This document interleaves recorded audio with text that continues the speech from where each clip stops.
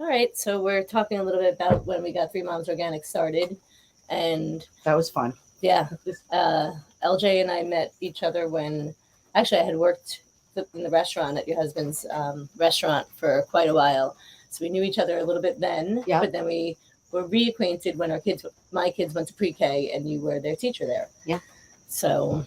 And I was really very sick from tick-borne diseases, multiple at the same time, and I at that point I think I was already on antibiotics for a couple of months, and then wound up on IV antibiotics. You were on the IV, I think.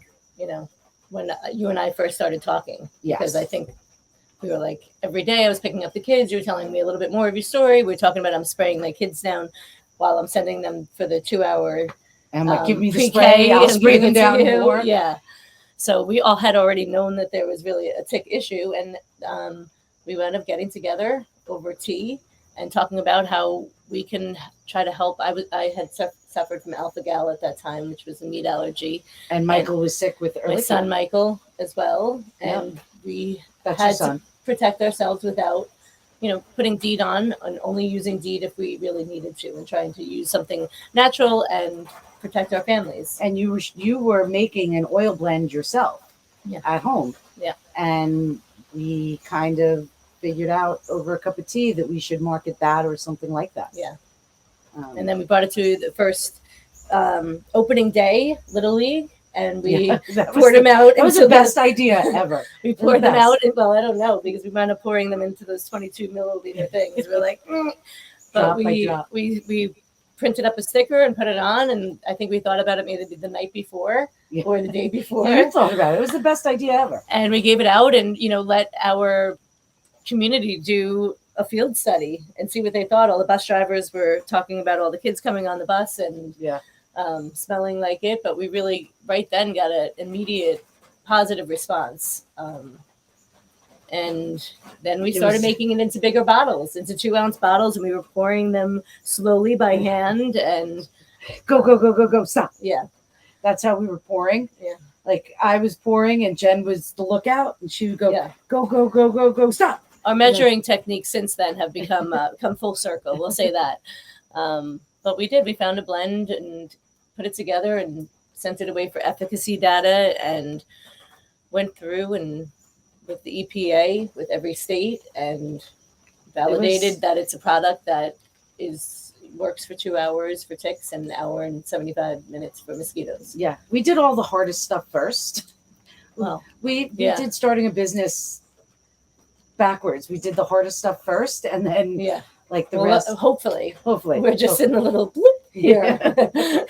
Those may be famous last words. We're like, oh, it should only take us a half hour. 3 hours later, like, oh my god. Oh my gosh.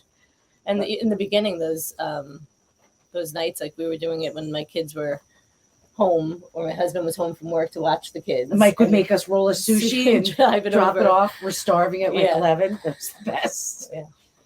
But really, we did this. We made this product because we didn't want people to be as sick. You had really, we joke around with how it was, but it was a really scary time. For me, it was terrifying. Tell a little bit of your story. It was 10 years of a story. I woke up one day and I was just sick.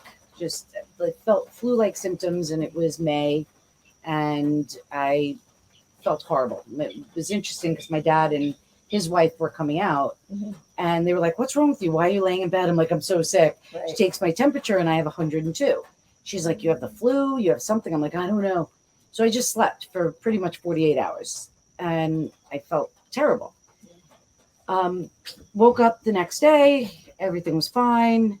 I felt better, but I happened to be showering and I found a tick on underneath kind of my armpit-ish area. Where they like to go. Right. By the bra straps or by the... Right under where the bra would be. Hide. And I pulled the tick, so now the tick's been on me for a long time, but I was sick almost right away. Right. So you have what they kind of call tick fever away. Yeah. So I was sick, and I didn't have a ring. I didn't think anything of it, but I felt better. After those 2 days, those initial days, I felt better. I was like, maybe felt a little off, but I was fine. And then about 8 days after that initial bite, going about my life, and I had a bullseye, classic bullseye. Went to the doctor. He put me on antibiotics right away. 2 weeks of doxycycline. By the evening, I couldn't speak. I couldn't form words. After my second dose of antibiotics, I couldn't form words. I couldn't walk. Mm-hmm. I couldn't stand up. When I did walk, I was falling over to my left. No balance. Yeah. I called the doctor and he said, get to the hospital. So I did. I was there for about 4 days, and they took me off the antibiotics, and I left the hospital with a diagnosis of MS. I had multiple And you lesions. told them that you had a tick bite, and they I still had the ring. And they still the ring was still were like, there. that's not because of that. Right. They said, this does not equate to this. Right. And I'm like, no, but this all started with, I started not I was feeling, fine, and then I wasn't. Yes, right. And when I took the antibiotics, and I didn't know at the time that there's something called a Herxheimer reaction. Mm-hmm. So what happens when you take antibiotics for a very acute case of Lyme disease is you get really sick. Because they die off, right? You have die off. So you have die out. But the doctor didn't tell me that, and the hospital didn't know that, and they took me off the antibiotics. So when they took me off the antibiotics, said I had MS. Yeah. Took me off the antibiotics.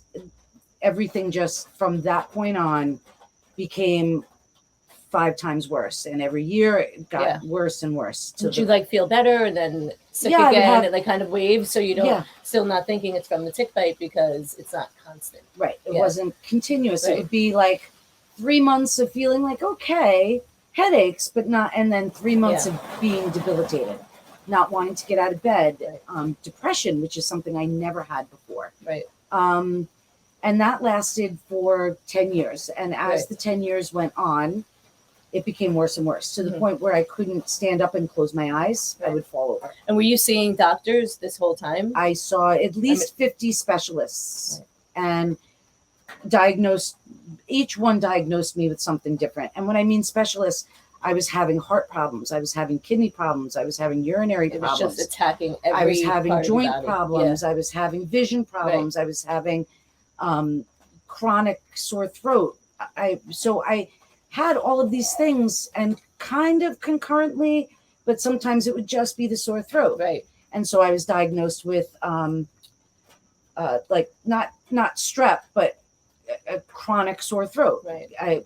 I was diagnosed with chronic UTIs. I had 2 procedures to try to correct that. Right. I was on all sorts of heart medication. I was on anti-inflammatories for my joints. Mm-hmm. You had 2 knee replacements. I had 2 knee replacements. I had 2 wrist surgeries. Yeah. It was just literally attacking your body. And think about how strong you are, because somebody else, thankfully you were in good health to start that. But one of the worst things was my hearing, losing my hearing. It was, I had, after that tick bite. I have no idea what that means. That's like working with you. I feel bad for you because everything is repeated. It's like going on repeat for you all the time. And she talks loud, thank God. For me. Hey. Thank God. For me, she does. And never makes me feel bad about it, actually. You never, ever do, which my kids make me feel bad about it all the time. But I had, right after that initial tick bite, I had ringing in my ear for about 3 months. Went to the doctor for that. Ringing, I can't hear, nothing's, everything is mumbled. And then all of a sudden I woke up and the ringing had stopped, but I had lost my hearing. So scary. So what was then the change like that? Like you were like, okay, that's it. How did you find specialists that actually listened to you and started treating you? I started having mental health issues. Right.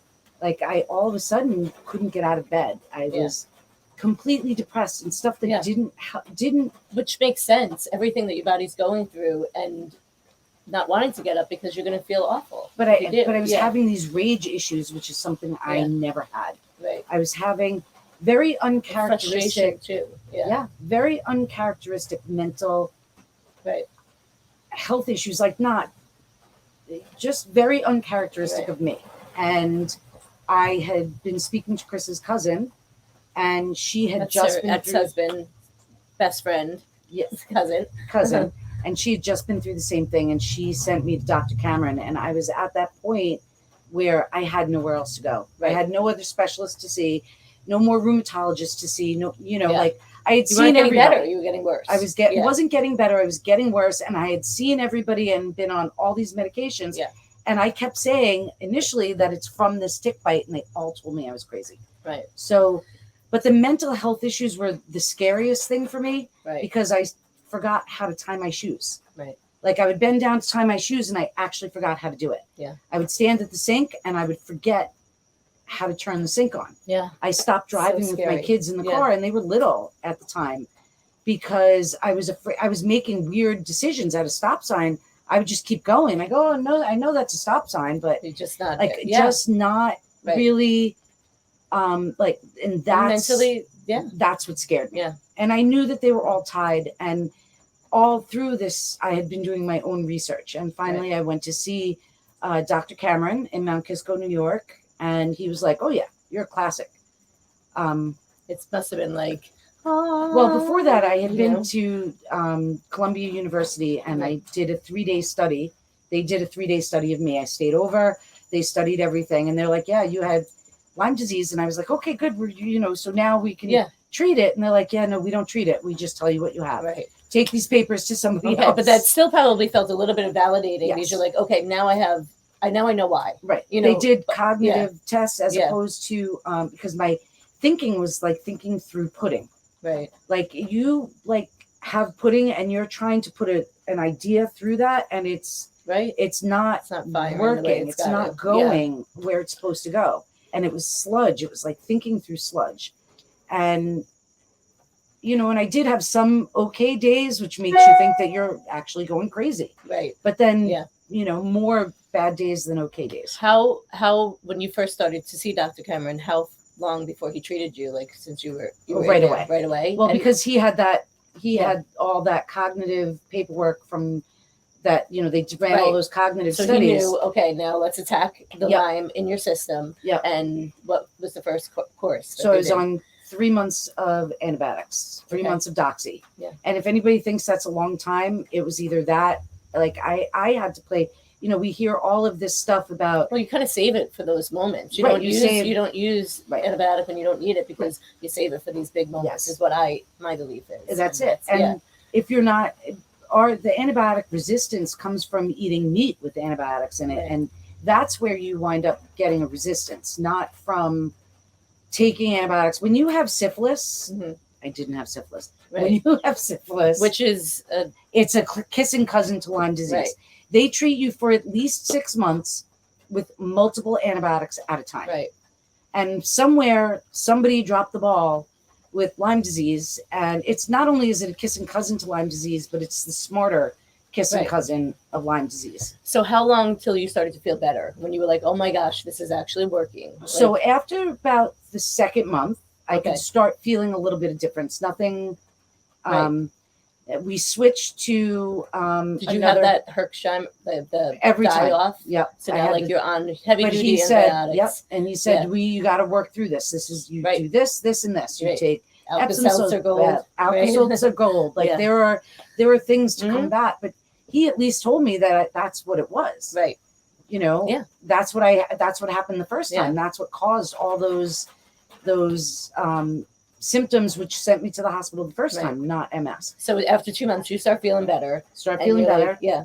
And I just kept with the course because I started to see that I was starting to get better.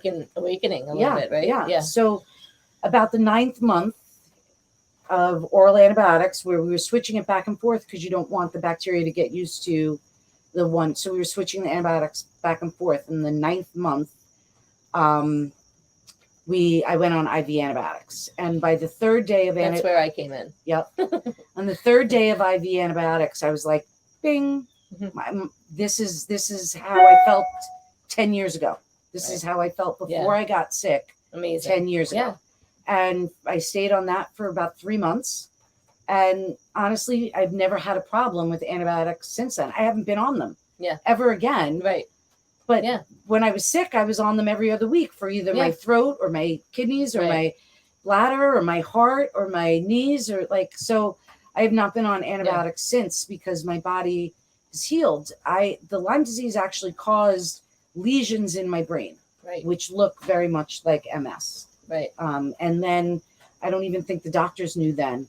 It's interesting to see all of this information starting to come out about Lyme disease because this is all stuff I had to learn on my own. Right. Like ahead of the curve. It was actually like, 12 okay, now years they're ago. catching on. Yeah. And they're getting it. Yeah. And my husband, subsequently, at the same time, Mm-hmm.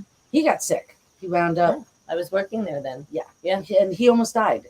And we both had very similar, almost like neurological poisoning. Like we were eating rat poison or something. Yeah. And I had somebody come in and check I the think house. that's also just the duration that it's untreated, right? Well, and the type of Lyme, it's just not aggressive, right? Yeah. So, I mean, Powassan, he looked very much like Powassan. Yeah. But we didn't even know Powassan existed then. So it very well could have been that he was in the hospital for 8 weeks. Yeah.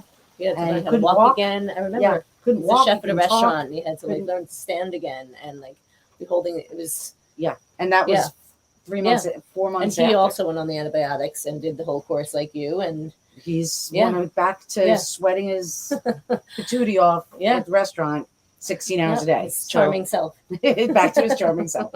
So with all of these battles that you were going through, we started talking, and that's I think when the turning point was when we said, yeah, well, I couldn't use a DEET product. Yeah. So I had stopped hiking. My whole life had been outside. Yeah. And I had stopped hiking and going outside. I was actually afraid. Mm-hmm. And I couldn't use a DEET product because it made me sick. It affected me neurologically because it's a neurotoxin. Right. And you were making this lovely essential oil blend. Right. And you were like, oh my God, I have something for you. Right. I think I cried when you gave it to me. I think I might have. Well, I think up. that was part of it. And the idea of why we came about making this product is because we still want to live in this beautiful area. We want other people to be able to go out, our kids to go out, roll in the grass, have fun, but do it safely. Play softball, play football. Wear repellent, check. It's not just about wearing our repellent. It's about being tick safe and really checking out and keeping up to date with everything that's going on in tick-borne diseases and knowing what to do if you get bit and how to protect yourself from getting bit. Yeah, and we're both super passionate about this because it does affect your family so much. Your son with alpha gal, you with alpha gal. My sister also had Michael Lyme. with Ehrlichia, your sister, and then watching me and other people. I'm not, I'm one of many, many people out here going through the same thing. And that's how tick-borne, tick-wise was invented. Yeah, that's how it was born because we wanted to, because if we were going through this, other people had to be doing the same thing. Right. And how do we protect our families, not only our families, but the families that we know and love as well. And it started out small with just like making it for ourselves, and then it became our community, and then, you know. Well, because everybody else was having the same problems we were. Yeah. Finding a natural repellent that worked. So we were determined hers worked. Yeah. So we were determined to make that EPA compliant.